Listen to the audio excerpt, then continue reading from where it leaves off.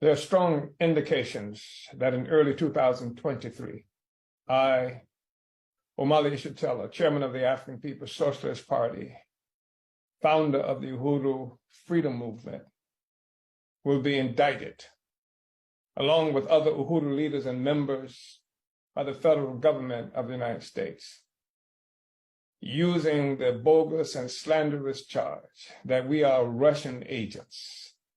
The United States government and its Department of Justice will attempt to put us on trial and imprison us for fighting for the liberation of African people in the United States and around the world. Make no mistake, that's what their objective is, and that's why they are moving against me, the African People's Socialist Party, and the Uhuru Movement, because we are struggling for the liberation of Black people, African people. But they will fail. We will win.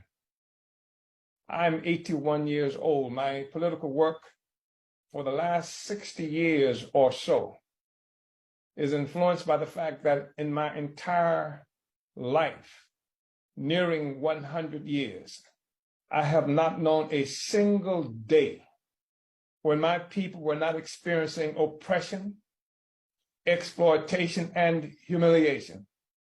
For most of my life, I have worked to build the movement for freedom for Black people in the United States and around the world, most significantly beginning with my work as an organizer with the Student Nonviolent Coordinating Committee in 1960s.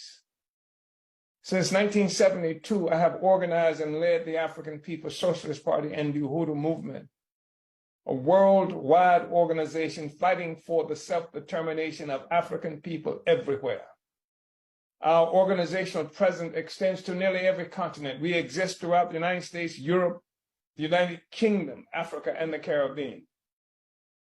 Our party presides over more than 50 institutions of economic development and self-reliance for the African community, including numerous projects in North St. Louis, Missouri, known as the Black Power Blueprint. On July 29th of 2022, the FBI violently and militarily raided my home in North St. Louis, Missouri, where I live with my wife, the deputy chair of the African People's Socialist Party, Onazane Ishatella, along with 6 other homes and offices of Uhuru Movement leaders. Now the US government is attempting to discredit our righteous struggle to free our people from the perpetual immiseration we face in this country, stemming from America's unresolved, the so-called original sin of slavery and colonialism, a sin whose existence was given testimony by US President Joseph Biden on December 15th of this year. Their case against us is baseless and ridiculous. Our case against them is backed by an undeniable history of centuries of ongoing atrocities against our people and our movement by the United States government, who have often used the FBI and departments of justice as their political weapons against us. When they put us on trial, we will put them on trial. The US government must be made to explain this attack on us in light of the well-known history of COINTELPRO and other covert and overt acts of surveillance, harassment, imprisonment, and/or assassination of leaders such as Dr. Martin Luther King Jr., Marcus Garvey, W.E.B. Du Bois, Paul Robeson, Fred Hampton, and many, many, many others. The U.S. is attempting to hide this blatant attack on Black people by saying that it is an attack on Russia, not the African liberation movement. How will they defend this absurd notion against the overwhelming evidence of the criminal colonial assaults by the FBI and Justice Departments against African people historically, often using the specter of the Russians or the communists as their legal cover? This case is not about whether I went to Russia, whether or not I have a position around the war in Ukraine that was the same as that of the Russians.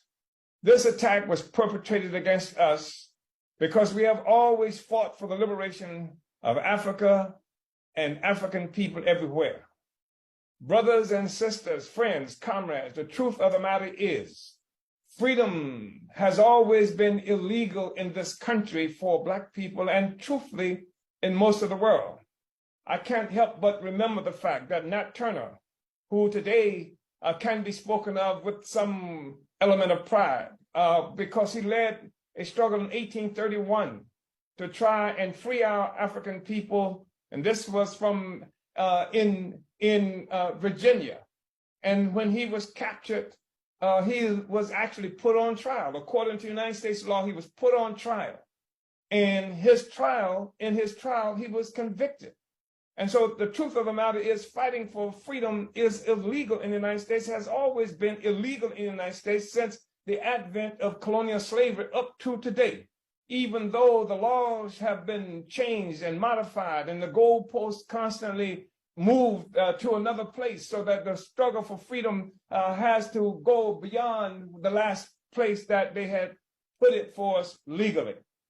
So the legal statutes the United States will use to execute this political attack this time will include the so-called Foreign Agents Registration Act, FARA, which they also used in 1951 to construct their indictment of W.E.B. Du Bois for nearly identical charges of working for the Russians. This is selective prosecution. The American Israel Public Affairs Committee and other Israeli lobbying organizations are seemingly immune from prosecution under the FARA law, despite their obvious public functions as agents of the Israeli government.